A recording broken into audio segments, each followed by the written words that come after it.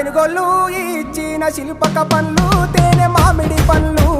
తీయంగా దిందామె తీరొక పండ్లు సిలక నేరేడి పండ్లు కాపంలో ఇచ్చిన మక్క కంకులు అవి పాల కంకులు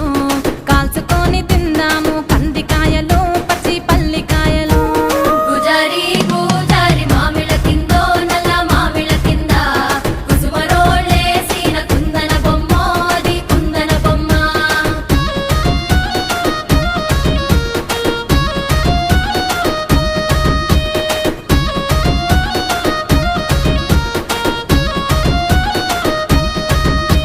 బెస్తోలు పెట్టిన పచ్చి చేపలు అవి వట్టి చేపలు కమ్మంగా